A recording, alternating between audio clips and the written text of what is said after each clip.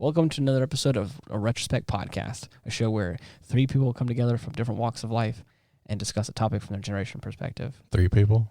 Yeah, well, two today? Two today, I guess. Force the habit, sorry. That's all right. My name is Ian, and as always, I'm joined by Stoney. Hello. And apparently a spectral figure Yes. is our third, an honorary member. That's all right. Yeah.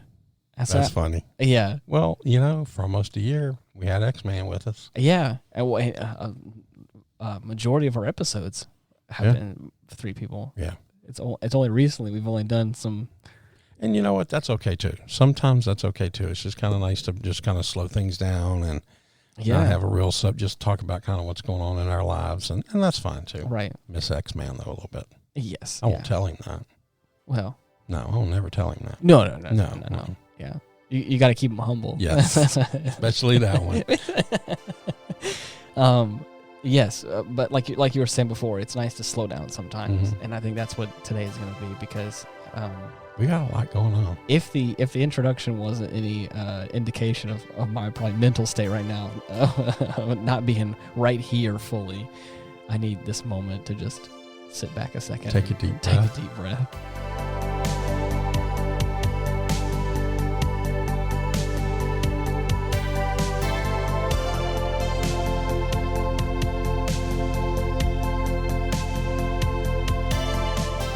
I poured us some Glenlivet 12. Okay, right on. Some single malt scotch. Mm-hmm. So we're sitting back and then just enjoying this moment right now. Well, next couple weeks are going to be interesting. I should wonder how they're going to come out, but I think we're going to be okay. It's just going to be very busy. That was going to be my question to you. Was like, you talked about this a little bit last episode, and of course, obviously, as your friend, we've talked about it a little bit more since then. But how are you feeling about it? Just to update the listeners. We've set a date for the brain surgery, and it's going to be July the 27th. And so we're doing a lot of stuff in preparation for that. Initially, it was in like August, right? Right. But it grew so large. They want to go ahead and get it out, so they moved it up a little week and some change. That's good. I guess. It was going to be on a Friday, and Miranda doesn't like that because, I could stay in the ICU longer because they don't really do a lot of rounds on the weekend. I see. So she wanted me on a Monday or Tuesday, which we got that for her. It's a Wednesday now. Okay, cool. And so now we're in the process of getting done. I went the other day, 15 vials of blood. Oh, my goodness. I didn't know they took 15 vials of blood. Sucking you dry. Yeah. And so then coming up tomorrow, since this will post on Monday for the listeners tomorrow, I have something called a stealth MRI. And that's basically where they shave little dots on my head and put these little monitors or ID or something they put on there. So as it's doing it, gets more of an exact measurement of what's going on. Really? I thought they were going to sneak up on you and go like, surprise, I'm all right. Right. just get you with it. So it'll be all right. But just getting down closer and closer to it, it becomes more real. I'm fine as long as I'm busy. But if I lay down to go to bed, 2 hours before I fall asleek. Oh man. The brain just starts going. I'm so sorry. I had a dream a week and a half ago, that they dropped my brain on the ground. Oh, no. And the surgeon picks it up and blows it off. Yeah. Okay, 3-second rule. It's all right. I love that. Hell? No. At least wipe it off. Come on. Right? So you never know. And the the surgery is basically, it's all revolved around whether the tumor is attached to this artery that it's right next to. Right. And so it could be a 3 to 4 hour surgery or, no telling. And then all that's based on whether I'll have radiation or not. Right. So they're not even worried. It grew so fast to even do a biopsy. They just said, we'll just get it out. We'll have I forgot what they're called. The cancer people. Yeah. And they're going to be right there with a little dish. And so as soon as they cut a piece off of it, pathology, I think, pathologist, they'll run it over to the lab and they'll know within an hour. But these surgeons have done it so many times. They'll know. As soon as they open me up, he'll know. But due diligence. Of course, yeah. Let's go ahead and check it out. Proper paperwork before we start moving on. Yeah. So, and then depending on all of that, depends on how long the surgery will be. Right. And so when do you get the implants? When do they start juicing you up with technology? Well, funny you said that. I've been telling everybody, I think it would be really fun if I could get a USB port, because I don't guess they're going to put the brain back. They're going to put the brain back. They're not going to put the bone back. I guess I get a titanium plate. Okay. And I'm like, hey, can we get like a female USB thing so I can like stick a thumb drive in and just kind of walk around? Your head, well, there's a movie you need to see, Johnny Mnemonic. It was about the same thing. Okay. Keanu Reeves, one of his early ones. All right. He had to give up a lot of memories so that everything is information based. And so you're smuggling information now. Wow. And so you need to add that to your list. That was a great movie. And I think it would be funny to be able to stick a thumb drive in there or have like, my phone hooked up to that and just kind of pretend like I'm looking at Yeah. You have you just need to add like an Intel processor up there. Just make it. It's Intel inside. Right. Yeah, right. It's Intel inside here. One of the ladies at work, Miss Sandy, said, I told them they're going to be putting titanium in there. She said, you're going to be upgraded. Yeah. And I said, yes, ma'am. And I said, after the surgery, I'll identify as Stoney 2.0. So everybody's going to have to call me Stoney 2.0 after that. That's a lot of fun. It's good to have some fun with it because I know, like I think we had mentioned in the previous one, it can be really scary if you. Well, we asked the doctor, what's my downtime going to be? Right. So, a minimum of 4 weeks. So now you can have two. Yeah, exactly. You can have two. I think you've ever he says, I don't think you understand. I can reach in there and tickle your brain at this point. Yeah. We agreed on 3 weeks. We'll sit down because he remembers me from the stroke. Oh, right. I'm a beast. Right. I'm a horse. I just, keep on going. I bounce back and I don't really want to be out of work a long time. Mm-hmm. I got a lot to do left in life. So if I actually survive, I need to hit the ground running. Right. So we agreed on 21 days, 3 weeks. We'll sit back down and see what we're going to do. That's good. So, yeah. But besides all that, anything else been, anything fun happening in your life? I guess is what I should say. We have Magnus full time now. Oh, I guess that's all the fun you can stand right there. That's it. That wraps it all up. I recently, I had asked you, did I ask this on the podcast or I think I asked it off for the 4th of July. I was hosting a lot of. I think it was a little of both. Okay. It was your barbecue thing? Yes. I think we did a little of both. I think we mentioned we did a food one here a while back. Right. And you said you were planning on it. Yes. And then last week you asked me. Okay. So I did. Before you asked me. So I did exactly what you said. Okay. Well, let me go ahead and let's start this off. Let me preface it. Stoney has done his fair share of grilling and barbecuing and cooking. And I'm not bad at it, but I just don't have the time and like the nuance that I think that Stoney has. And so, and I'm a man that sees the value in the wisdom that other people have. Because again, I've been that person where people are like, I don't know how to do this, that, or the other with coffee, or I don't know how to do this, or whatever with. Nobody has enough time in life to learn from all the mistakes that they're going to make. So I try to learn from other people's too. And so people have done that for me. That they're just like, I pick your brain about coffee all the time. I'm saying, I trust you that you know what you're talking about. So just give me some pointers to make this better. And I'm like, oh yeah, and again. The biggest one was no lighter fluid. Right. Don't use lighter fluid. Right. And so you and you had said some things that I say a lot, in that it may sound crazy or just trust me. Just trust me and do it this way. Right. And a lot of times people will be like, okay, I'll trust you. You know what you're talking about, and I trust you, and I will just do it that way. And more often than not, they're like, oh man, it just turned out so great. And it was the same scenario where you said the same thing. I was like, it really does. It's interesting being on the receiving end of this. Right. Of like, I'm gonna have, I think I had anywhere from 8 to 10 people, and I was gonna have sausages and hamburgers and drinks and all kinds of stuff. Spoiler alert, it turned out great. Everything was fine. I didn't burn anything down. Didn't kill anybody, make anybody sick. That's always a plus. Didn't burn anybody. Especially if you want to have a repeat dinner party. Exactly, yeah. If I want to do this again, yeah, I didn't scare anybody off. but I did exactly what you said. I didn't use any lighter fluid. I used, I had like my little chimney that I had, and I got it all prepared. Used some Worcestershire sauce and some salt and pepper and stuff, and it just turned out really, really awesome. And it was a great experience. That's good. Had it all lined up, and everyone was. I still have that pit you can have. Really? I have a pit for you. I need to just go. It's called an offset. Offset. We'll hook the trailer up one day. We'll go get it. Okay. It was literally one of my first pits when I made the move from doing stuff Right. to really going and enhancing my cooking. And so this is an upgraded Right. pit. Right. I changed the wheels on it. The racks are better. It's more solid. Man, that sounds good. The inlet's different. The outlet's different, but it's still that original pit. Right. And it would be a great pit for you to learn on. Oh, that's cool. Ribs, briskets, pulled pork, all this. And the way I set it up is you can still do hamburgers and hot dogs to it if you want. Right. I really don't do a lot of hamburgers and hot dogs, Right. but Right. oddly enough, the other day work asked me to do it. I'm like, really? Come on. Hamburgers and hot dogs? Okay, that's what they want. That's Right. fine.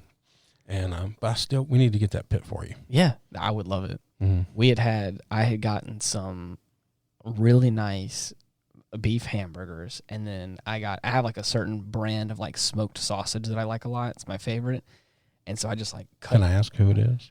I forgot. All I know is the package, like the name of it, or not the name, the color of it. My dad used to always get it. And I can't remember. Savoy's? No. I can't remember what it was. Definitely not Manda's. No, not Manda's. Not Manda's. No. Yeah. They made a change a couple years ago. Yeah. And I can't do them anymore. Okay. Costco has a pretty good green onion sausage that I've been using a lot lately, and it's really good. Do you have a Costco card? I do not. We need to go one day. Yeah, I would love to. That'd be really nice. It's worth it. Both Miranda and I have one, and we keep Right. our moms on. You can get somebody else can use your card, Right. so you get 2 cards, and we keep our moms on it because they do a lot of shopping there. I love Costco. That's awesome. But anyway, so I had a whole bunch of people over, and I have realized in my adult life, with the help of Mallory as well, that like I really enjoy hosting people at the house. I really enjoy having people over, and She's a really nice lady, dude. You need to keep You're this one. telling me, man. You got to keep this one. If you do anything in your life, keep this one. Right. She's so sweet. And so we recently got ourselves a really nice dining room table, and we've been splurging on like the decorations that you can get for it. So like it's long enough that I can't really find a tablecloth, but we've been finding really nice table runners with some placemats and like napkins and stuff. And so I've been indulging that more adult thing of like getting excited about having like a matching set of napkins for I've seen some people when how you have this lengthy tablecloth that goes, it's like a foot, maybe a foot and a half wide, but it goes the length of your table and drops off both sides. Right. Some people get 2 smaller cloth tables and then put it in the middle to where you don't see that where those, because you can't it's really hard to find one that long. Yeah. So you put 2 of them there and then put this one sideways. That's and then smart. put the centerpiece on it, and it doesn't look like it's 2. It looks like it's 1.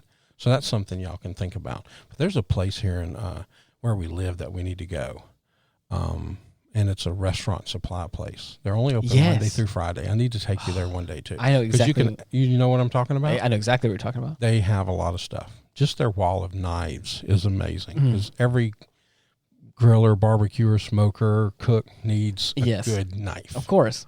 So right. But with that, having that whole like table setup now has really got me interested in.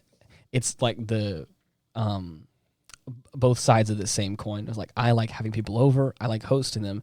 Mallory likes decorating and making everything look pretty and nice and having this whole thing. And so it's like this perfect storm of like I want to cook for people, like we had talked about in previous episodes. I love that. I think there's so much good that happens at a table with food and with people and friendship and family, and there's so many great things can happen at a table, and I've always kind of felt that way. but now more than ever, having my own table that can facilitate everybody, Right. and I'm getting more comfortable cooking stuff and really just kind of getting outside my comfort zone in that is making me really excited to do more stuff like that. And well, let's get this pit for you. Yeah. So you can kind of enhance your cooking and do, briskets, ribs, a couple racks of ribs. Never is a bad thing. Oh. And yeah, pulled pork or something. Of course. That sounds really awesome. But with that as well, we also we broke out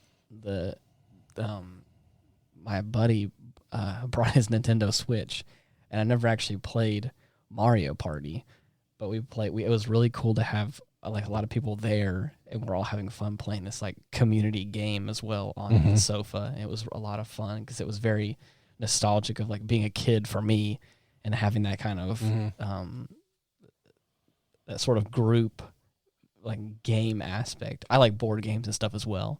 But it was a really special moment, and I really enjoyed it. And I had 2 different people out of the friend group that contacted me the day after, and they were like, I really appreciated that. I really needed that because it was just, it's very timely. Right. And they both said that I was a really great host, and I was like, that means a lot to me hearing that. You are one of the best hosts around. And I really appreciate that. It makes me feel, how would you say that? I don't do that for recognition. I do that because I enjoy having my friends around, and I enjoy that community aspect of it. It's nice when people understand what you're trying to do. Right, exactly. It's really nice. On the same page. Yeah. So I get that. That's awesome. That old game stuff. I have an Xbox original, and a buddy of mine said, "Hey, let me see that." And he took it for the weekend, and he loaded it up with 2,500 Atari game, all the original, spaceport games. All the old, when you went to the game center and stuff like that and played it. There's all kind of games. I'll have to let you borrow it one day. It has awesome. Literally everything on it. The old stuff. So cool. The old school stuff. I love that. Back it was Invaders and Defender and all the Pac-Mans and oh my gosh, all those old arcade games. Yeah. Arcade, that's the word I was looking for. Right, arcade, right. Yeah. That's crazy. Life was different back then. Oh, of course.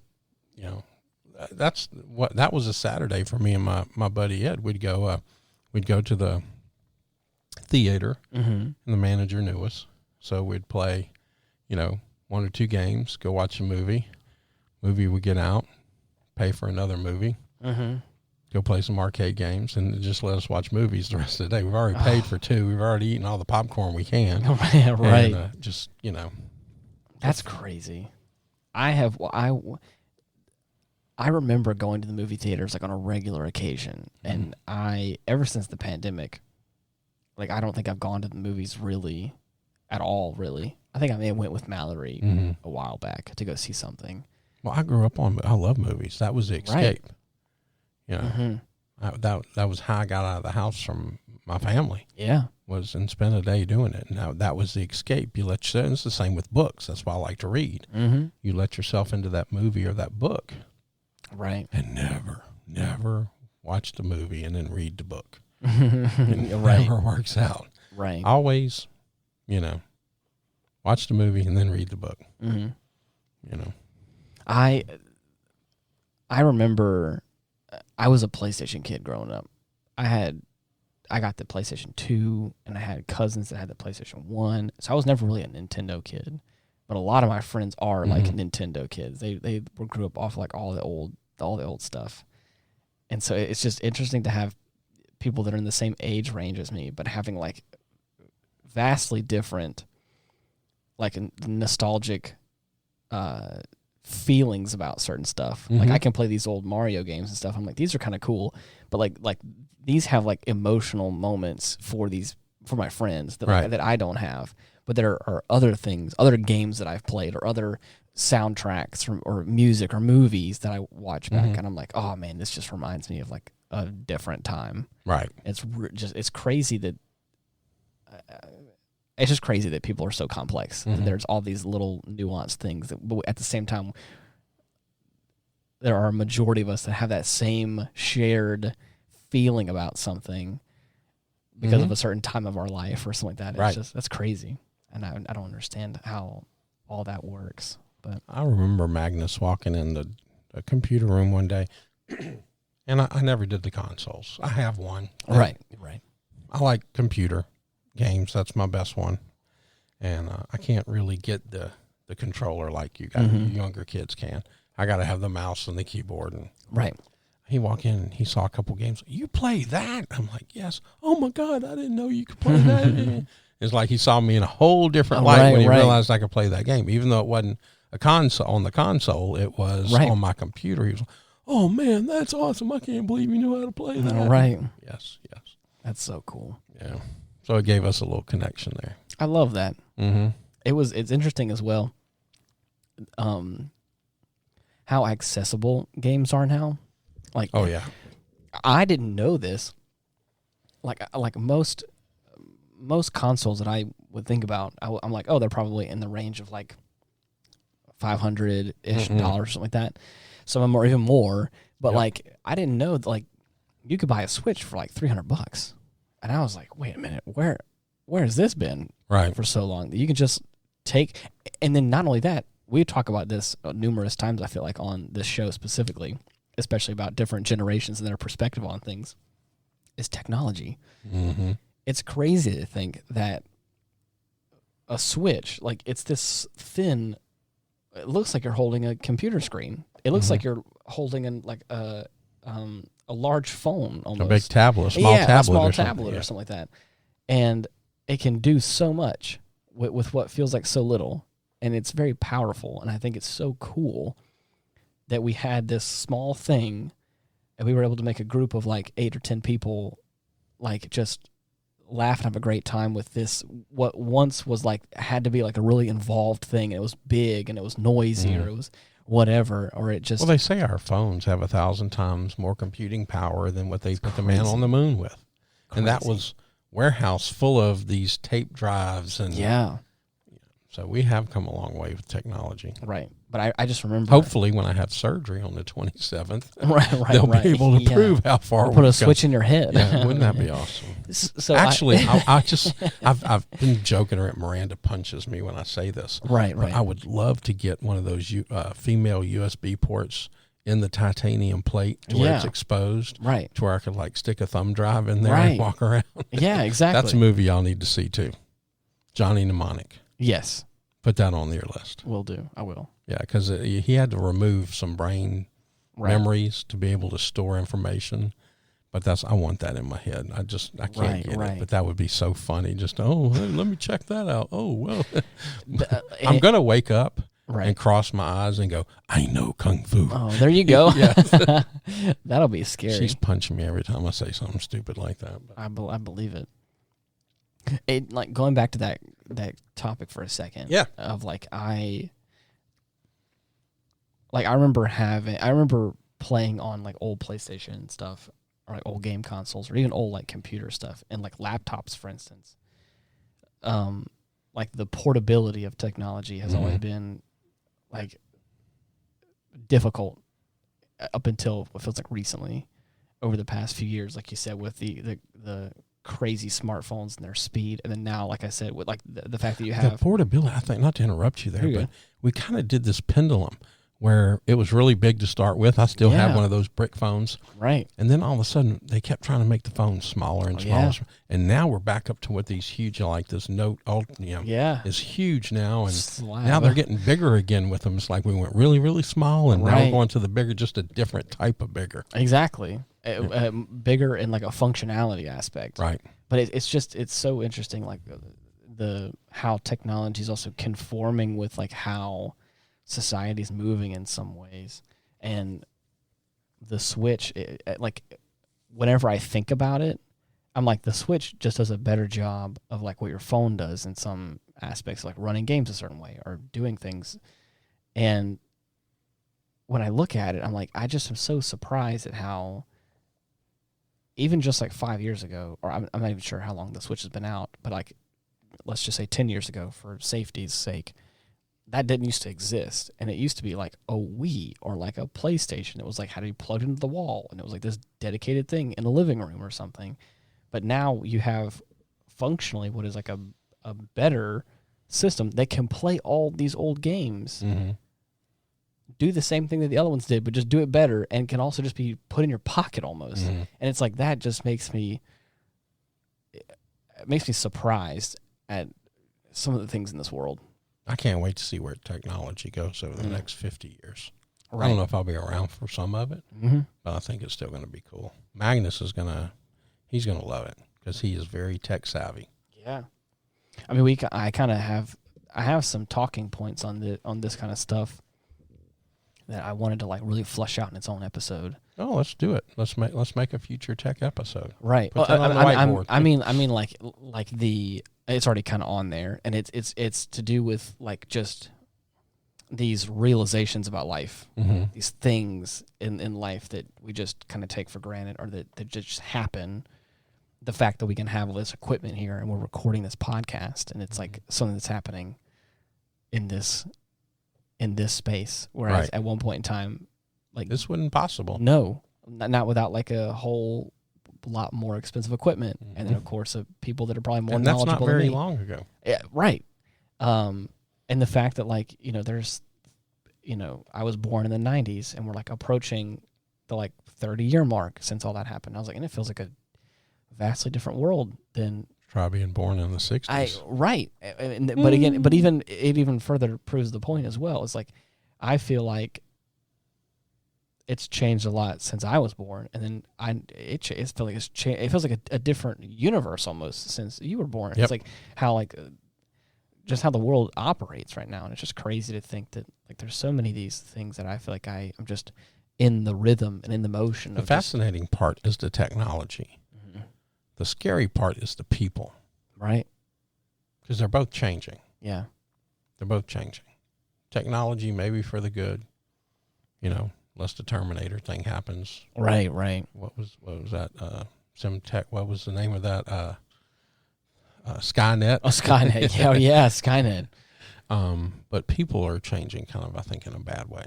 And I hope we rebound from that pretty quickly. Right. So, yeah. Yeah, it is. It's moments like this that I really think about, like all these different social media platforms and stuff like that too. Like I really don't like some of TikTok because of that stuff. I feel like it's just breeding these bad relationships with technology. I feel like it's just I don't think it is the app intrinsically. It is just how it is being used. Again, like I said, technology, I think is fun and engaging. I think it's how the people use it. Yeah. That's getting bad. Magnus is an excellent, example of that. Right. So I like technology. Yeah. Even though I'm old. Right. I've always embraced it. Right. And enjoyed it. And I was even a professional gamer for a while there. Yeah. But it's the people. The people are what turned me off of it. Of course. The cheating, it just, come on. Right.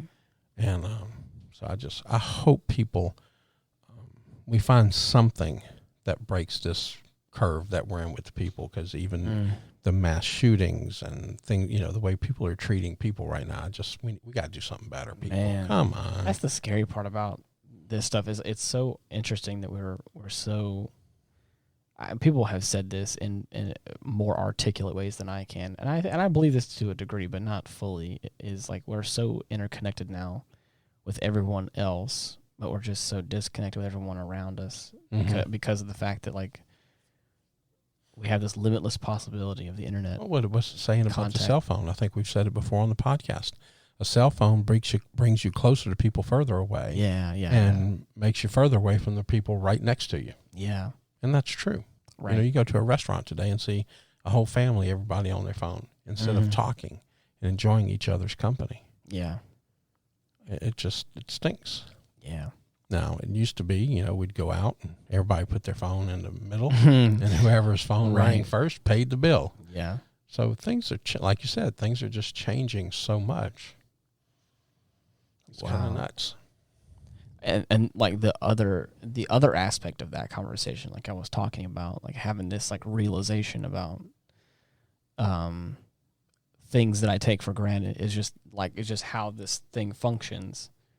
I know how a computer works. I can take a computer apart and I can fix it, and I know, like from a hardware perspective, how things function, how things work.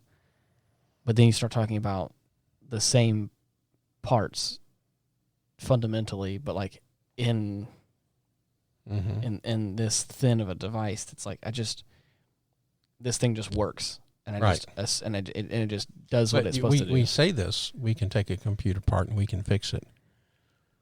We can't fix the part. Right.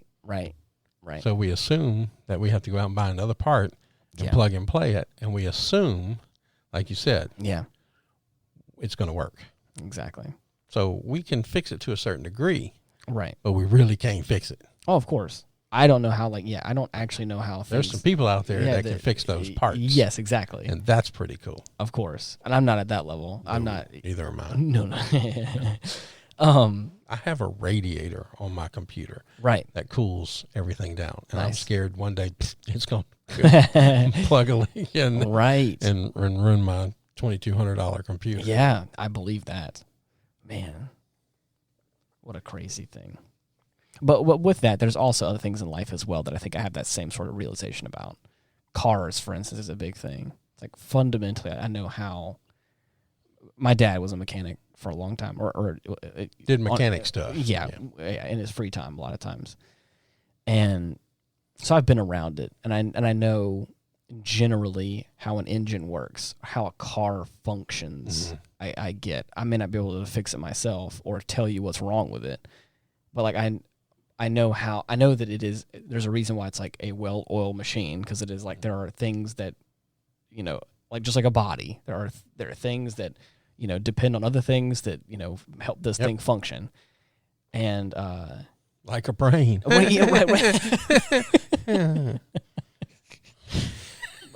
it's like I'm trying to make light of this thing, dude.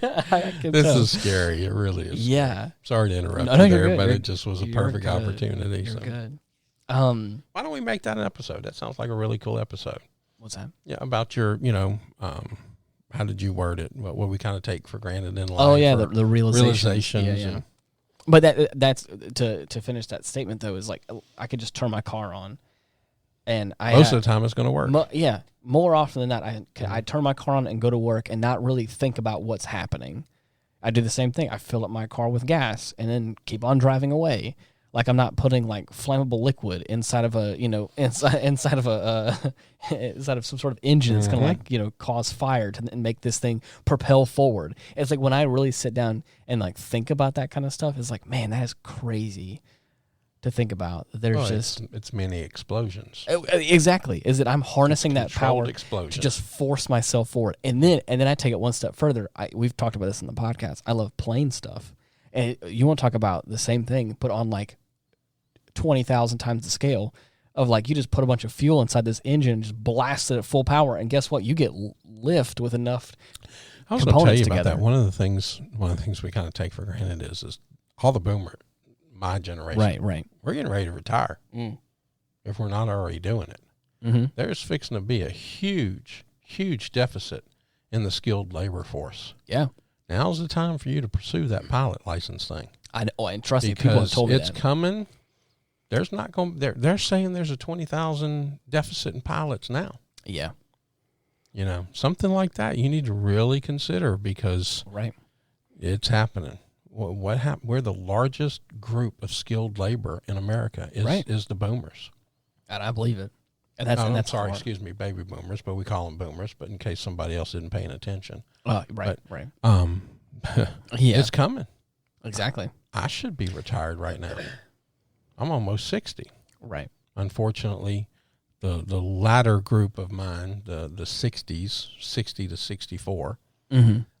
They're going to have to work till they're 65 or 70. So, which is what I'll have to do.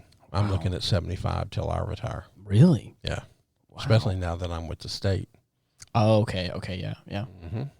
I'm definitely considering it, and I want to do it.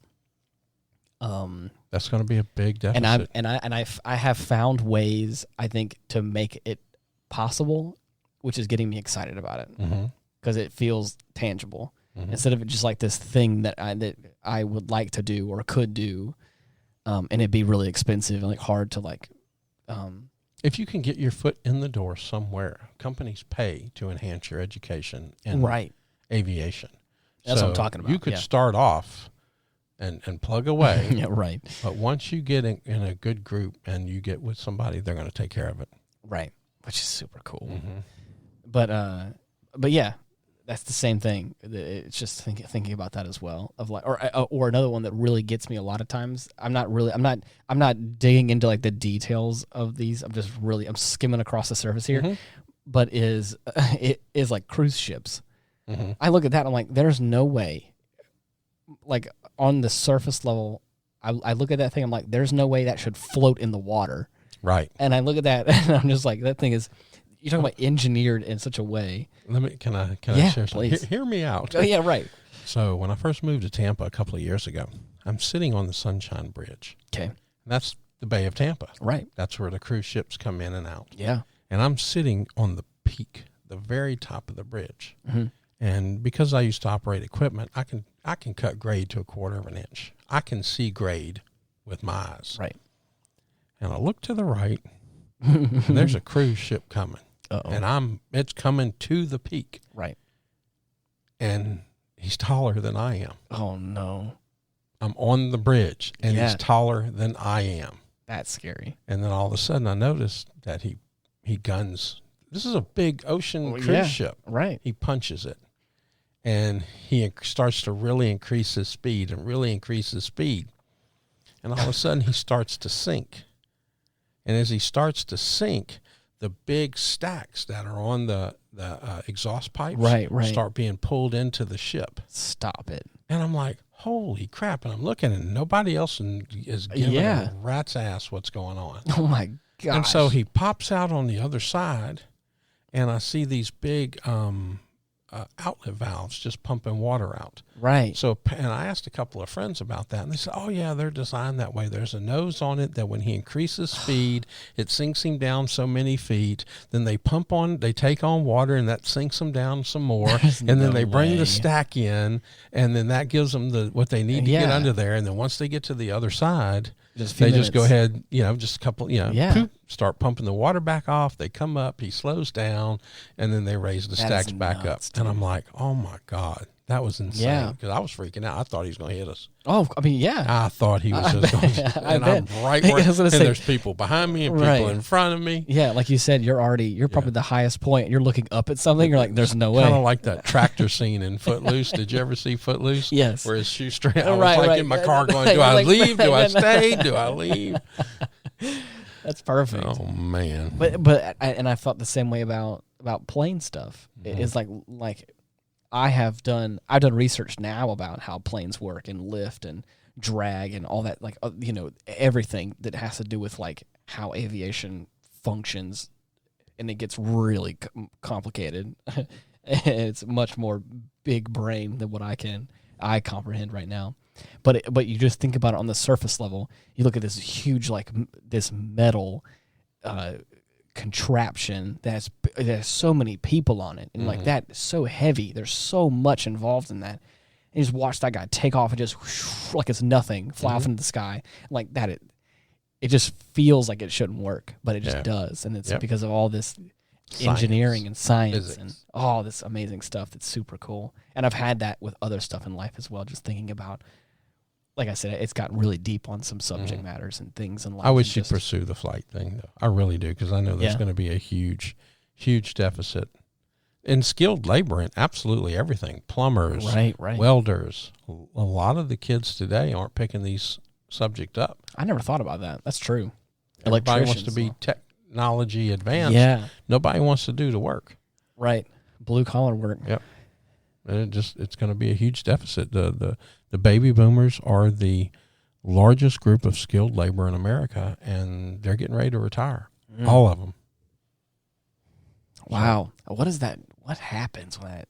Gosh. I don't know. Maybe that's a subject for a podcast we could do in the future. Miranda was telling me about a book that discusses this. I'll get us both a copy of it. Right. Maybe we could read it and come back. And it's basically what happens as civilization starts to fall apart. Mm.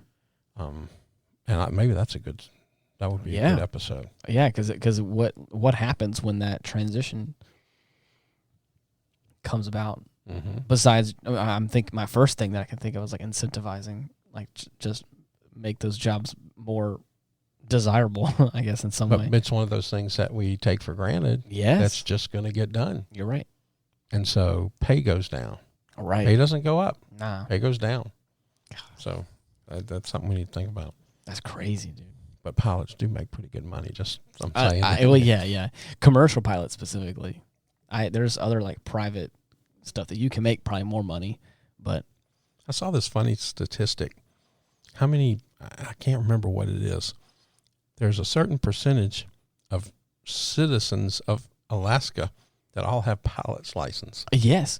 Well, because I talked to a friend of mine today. Mm-hmm. Where I work. Bush pilot, I think they call them, or something like that. Yeah, they have bush planes. But the big thing that he was saying that because of how Alaska is shaped, at least like how on the southern coastline, a lot of like some cities are around there. He was like the passage from like the greater United States to Alaska, like once you get in there, I think he said that it was to get from like what I would call it the two like legs of Alaska, on the right side to get to the left side, which is like, across this like gulf or bay or what do you want to call it? He's like, it's like a 2-hour plane ride to like fly over that area, which a lot of people do have the ability to do that.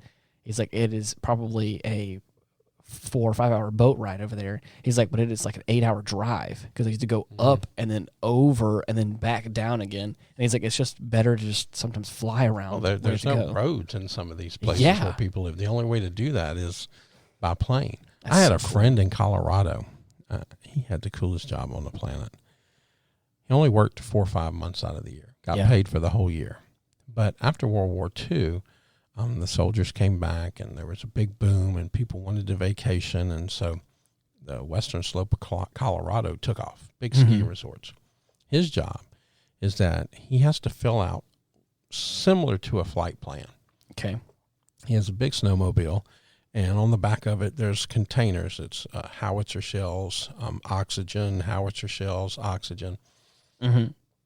And for a couple of weeks, he goes out, and every 3 days, a helicopter, he has to tell him where he's going to be. Right. So, and he sends that up, and they drop a net, and then they pick up all his trash, and they haul it off. But he's the guy who goes around causing avalanches. They put these howitzers all around the mountains, and so that there's no big avalanches, he creates little avalanches. And that's all he does. So he starts off, he tells them where he's going to be in 3 days. And they always make sure they give him enough food for 5 days in case something happens. Right. And so I went with him for 2 weeks. And Dude. That was the most insane job. But it's helicopter pilots, and that's all they do. There's 2 or 3 guys that do this, and they drop stuff and pick it up and drop stuff and pick it up. And really? he just sits there, loads the howitzer, aims it. Boom. Wow, that's so cool.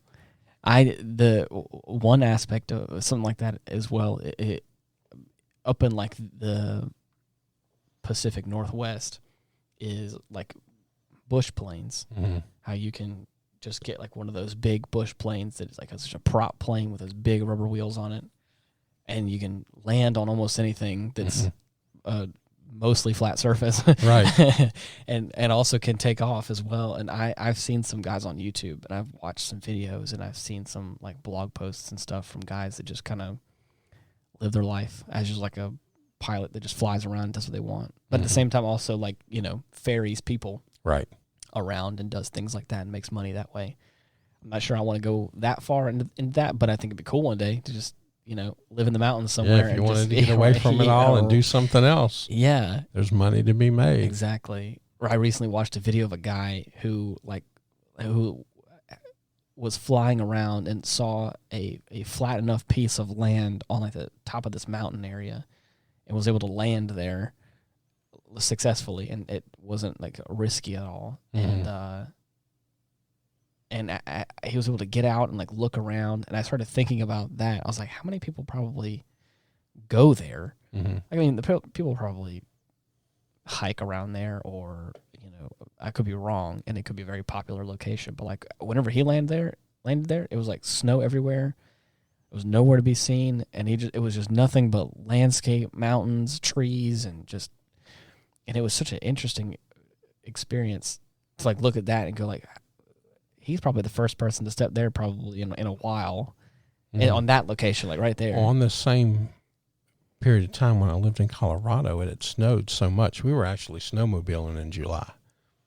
But it snowed so much that we were actually able to go over certain areas because of the amount of snow. Oh, yeah. That had never, they were called virgin ponds and lakes because no one could get there. You really couldn't even hike there. You couldn't horseback ride there. And so the fish had never seen an artificial lure.